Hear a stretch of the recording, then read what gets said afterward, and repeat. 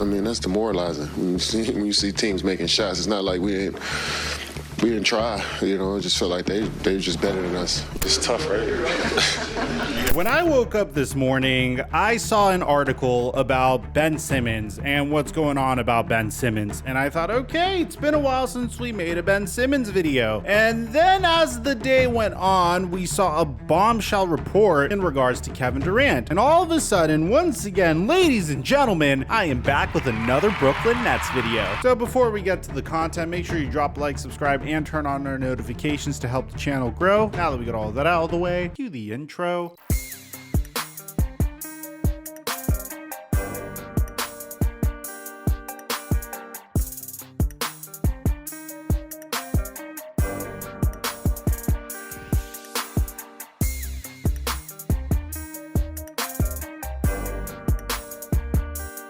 Boys, it's time for us to have a little talk. I'm proud of you for hitting the shower every day, especially after the gym. But you're not getting the job done right unless if you're using the proper products in the shower. Yes, unfortunately, that plastic bottle of body wash with 60 plus ingredients, sulfites, and chlorides isn't getting the job done. Unless if your goal is to make your skin flaky, dry, and cause more rashes throughout the day, while also starting to smell like crap shortly after you shower. Which is why I partnered with Dr. Squatch. Dr. Squatch is changing the personal care game with high quality natural ingredients in their soaps, shampoos, and deodorant. Most of their soaps have this like nice natural woody type smell to it. My personal favorite is the Alpine Sage, but they are really known for their pine tar soap. And not only does it smell good, but the oils are great for hydrating your skin, exfoliating your skin, and will leave you feeling good and fresh to take on the day. Their ingredients are placed on all of the soaps that they sell, and literally it's just oil, shea butter, and sea salt. But they make more than just shower soaps, bro. As a person that used to have super long hair, I'll tell you the number one thing that's gonna screw your hair over is using shampoos with sulfates and parabens in them. And Dr. Squatch not only has good smelling shampoos, but it's also sulfate free and paraben free, on top of smelling fantastic.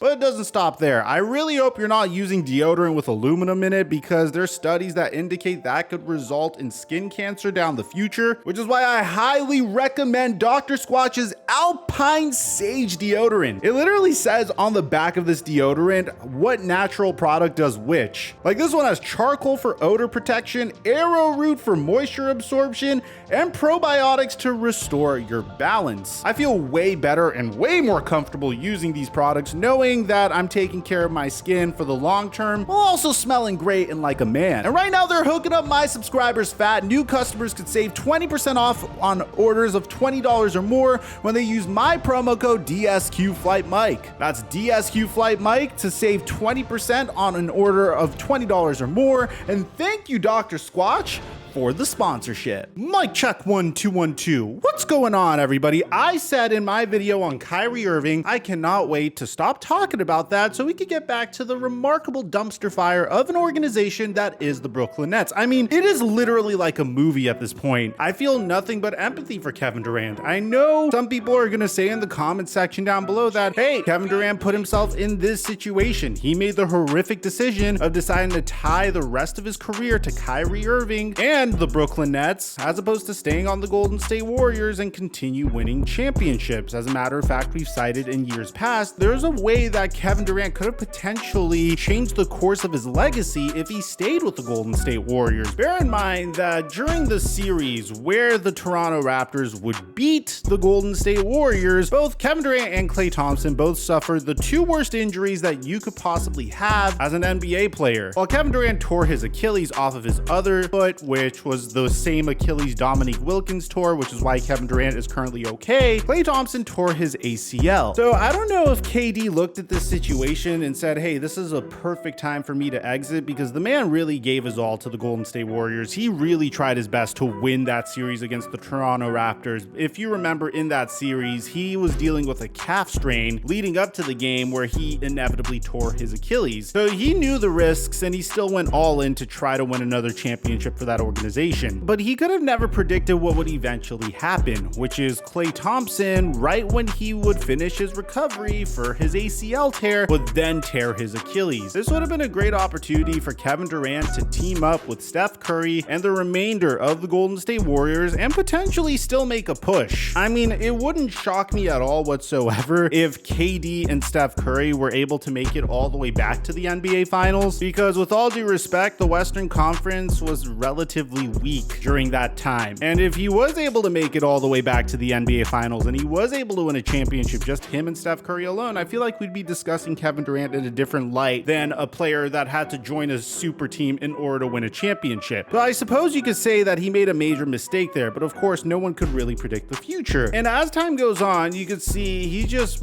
regretting his decision to join the Brooklyn Nets more and more. So we have two major bombshell articles to bring to you guys today. This video is going to be reminiscent of my videos over the summertime where we just have a lot of information to bring to you guys, so buckle down because we're going to start with none other than Ben Simmons. If you remember last year, Ben Simmons was in a sticky situation with the Philadelphia 76ers. We made like 30 videos on it over the span of last year. I mean, Ben Simmons last year was the Brooklyn Nets and the Los Angeles Lakers this year, pretty much. And in Ben Simmons' case, there was a very interesting situation where a playoff series against the Atlanta Hawks, where he made some very questionable decisions, such as passing out of a wide open layup and trying to avoid the free throw line, inevitably resulted in the Atlanta Hawks beating the Philadelphia 76ers and pretty much everyone in the Philadelphia 76ers fan base booing the guy. And on top of that, Doc Rivers kind of got baited into saying something that hurt Ben Simmons' feelings when he was asked whether or not Ben Simmons was a championship caliber point guard. Yeah, David, I don't know that question or the answer to that right now,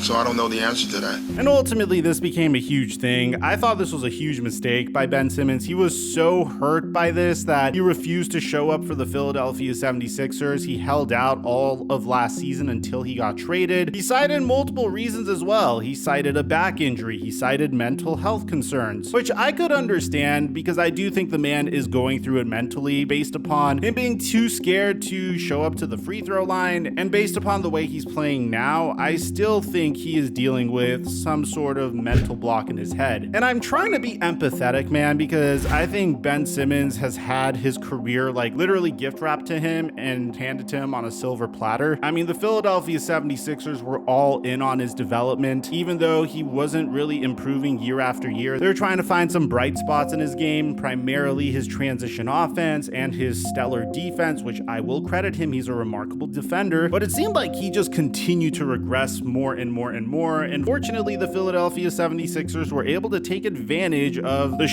show that is the Brooklyn Nets and eventually trade Ben Simmons to the Brooklyn Nets for what I consider to be a bit of a discount considering how much the Brooklyn Nets had to give up to get James Harden. So if you remember, when Ben Simmons got traded to the Nets, there were moments that were fairly comical and I just felt more empathetic for Kevin Durant. Very shortly after, Kevin Durant had to do the NBA All-Star draft and he just seemed depressed. I don't know if you remember. With these new groups and these new players, and it's playoffs right around the corner, so we got to fast track into getting used to each other. But I'm excited. I think everybody got what they wanted. I gotta say, man, do you have a full-time psychiatrist on staff dealing with all the stuff you have to deal with in Brooklyn? Now, guys, you know me. Typically, I try to look at the optimistic part of every trade. I don't try to come out here and automatically say a trade's a bad trade or a good trade, because at the end of the day, whenever teams make trades, they each have a goal in mind, whether it's dumping salary cap or getting rid of a player that just doesn't fit with the team, or just trying to get rid of a player that is damaging to team chemistry. And in the case of the Brooklyn Nets, what I suggested when they traded for Ben Simmons is, hey, look, Kyrie Irving and Kevin Durant are two really freaking good isolation basketball players. I mean, quite possibly amongst the best in the NBA. I mean, Kyrie Irving is a wizard with the basketball. Kevin Durant can pretty much make a jump shot from any part of the floor. I mean, when you already have scoring taken care of, so having them with James Harden, in my opinion, just seemed a little redundant. And if there's one thing that is definitely in demand in the NBA, NBA is finding really good defenders. In one of the most offensively prolific eras of NBA history, we are seeing players that are struggling more and more so to defend. And it's not that the players are bad at defending, it's just the players are really freaking good offensively, and the rules kind of promote high-scoring games. Defense is very challenging in today's NBA, so when you are able to find a player like Ben Simmons, who throughout his entire career has had a positive defensive box plus minus, which is way ahead most players that play his position, and was a contender for Defensive Player of the Year multiple times, in addition to making it to 2 all-defensive first teams recently, you gotta jump on that. In their position, what they were thinking is Ben Simmons was going to be the guy that they stuck on Jason Tatum, that they stuck on Giannis Antetokounmpo, which, look, it's really difficult to imagine anyone slowing down Giannis Antetokounmpo, but you have to admit, Ben Simmons at the very least could exhaust him a little bit more so. So what they were trying to do here made a lot of sense to me. And I know it's still relatively early in the season, but the first red flag came towards the end of last season. The Brooklyn Nets were locked in a very difficult series versus the Boston Celtics. Now, the Nets were one of those teams that you didn't really want to go up against in the playoffs because, yeah, they were struggling mightily. Yeah, they didn't really have that much depth, but they still had Kyrie Irving, still had Kevin Durant, and if Ben Simmons played,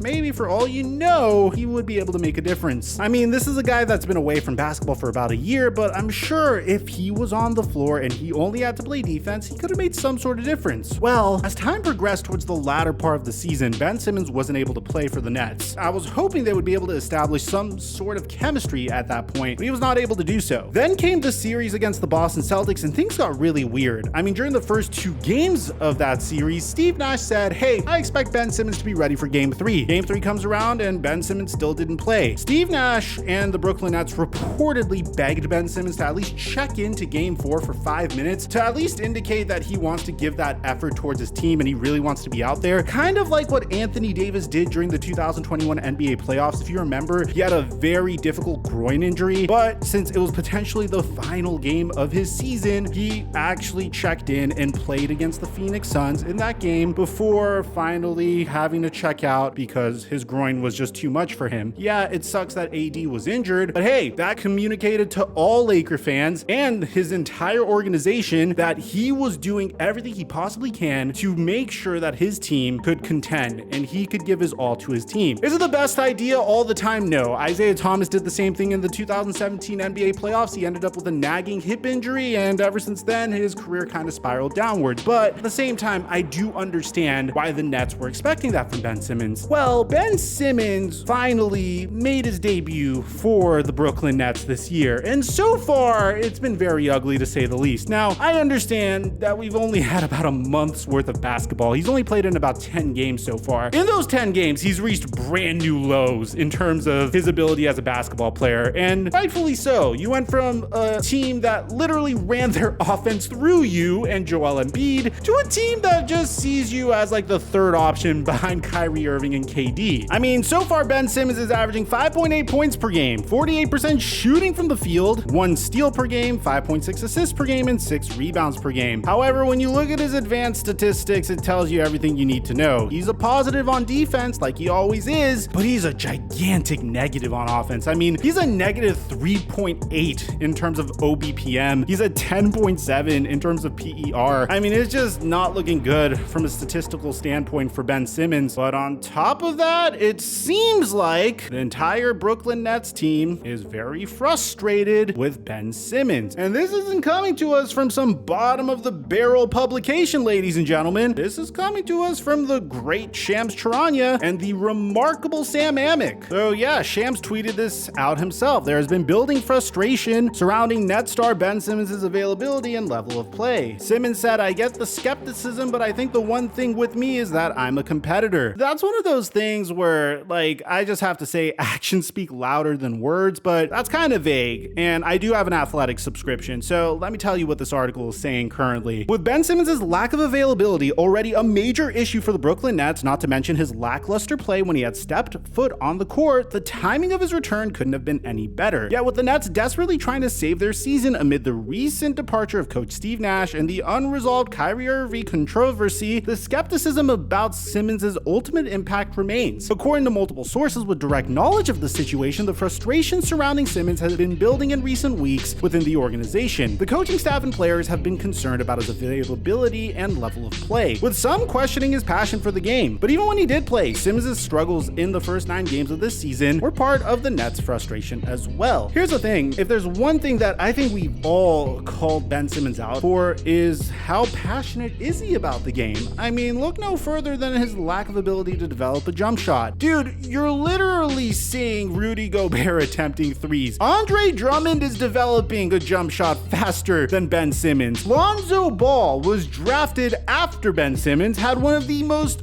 ugliest jumpers in NBA history, and completely remade his jump shot during his time in the NBA. That should just tell you the level of work ethic Lonzo Ball has. If there's one thing I've always praised Lonzo for, is how much he loves the game of basketball, and it's very clear based upon just watching the guy. But you could just tell there's multiple indicators that Ben Simmons just doesn't care about the game of basketball. It's just clearly a situation where he just does it to make money. I've said it over and over again, Ben Simmons had the potential to be a version of LeBron James, a really good and physically imposing point forward. All he needed to do is develop a jump shot. That's it. That's the most work ethic based skill in the entire NBA. And he hasn't been able to do it throughout his entire time in the NBA. You even had Kobe Bryant saying that if Ben Simmons isn't able to achieve this, he would regret it for the rest of his life. So I don't find that part hard to believe. And when you see what Kevin Durant has to say later in this video, man, it's much easier to believe this article. And that's besides the fact that it's already coming from 2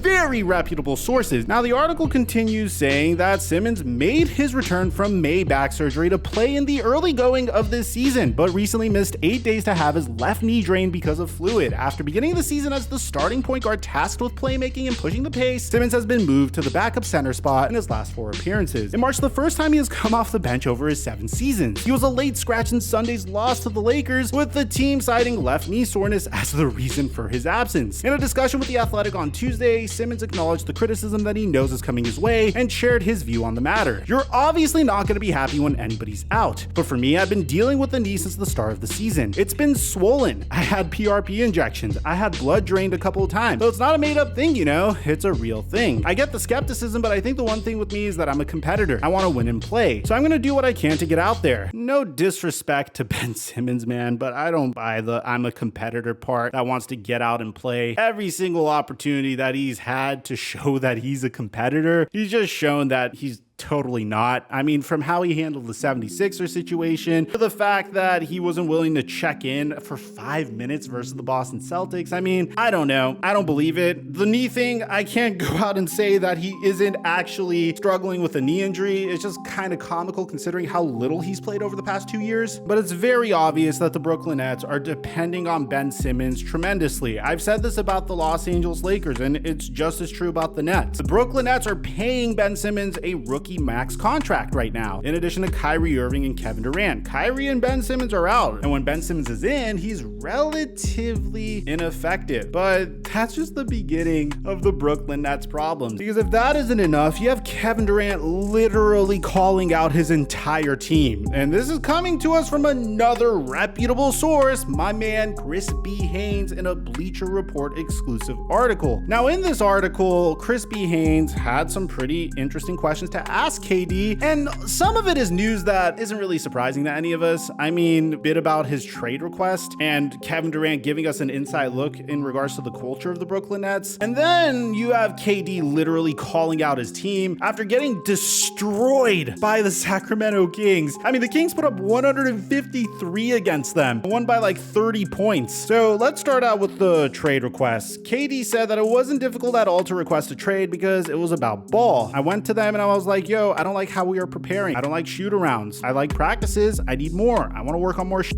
Hold me accountable. Get on my film if that's going to help you get on everybody else's head. I want to do more closeouts. I want to work on more shell drills at practice. This was the type of shit I was coming at them with. It wasn't like, yo, y'all need to make sure everybody around me can make my life easier. Hell nah. I want to make everybody else's life easier. Ask Steve Nash. You can go call him right now. I would say, yo, I need more closeout drills. We need to practice more. That's what I was on. I wasn't feeling that, and nobody was on the same vibe with me. Jacques Vaughn is. I had some complaints in the summer, and my complaints were not just about me. It was about how we were moving as a unit. I want us to be respected out here in the basketball world. I don't want players to look at us and say, oh man, these players are full of That's not the type of team I want to be on. So when we're all playing like, you know the one person they're going to look at. That's why I requested a trade. And to his credit, I saw this one really annoying narrative that the Brooklyn Nets are a much better defensive team since Kyrie Irving has been suspended. I'm not going to buy into that. I mean, yes, I've had my criticisms of Kyrie Irving as a Jewish person, but I really like to attribute the fact that the Nets have been better defensively to the fact that Jacques Vaughn has taken over the reins, and it seems like he's a little bit more receptive to Kevin Durant's demands. I'm not buying into that narrative at all whatsoever. Now, Kevin Durant would go on to say that he's been happy recently with the Brooklyn Nets, but there's one thing that Kevin Durant said that definitely raised a couple of eyebrows, and he said this more recently, saying, look at our starting lineup: Edmund Sumner, Royce O'Neal, Joe Harris, Nick Claxton, and me. It's not disrespect, but what are you expecting from that group? You expect us to win because I'm out there. So if you're watching from that lens, you're expecting us to play well because number 7 is out there. Jeez, look, he's right for sure. He is like 100% right, and I'm gonna leave a link to both articles in the description down below because this video is getting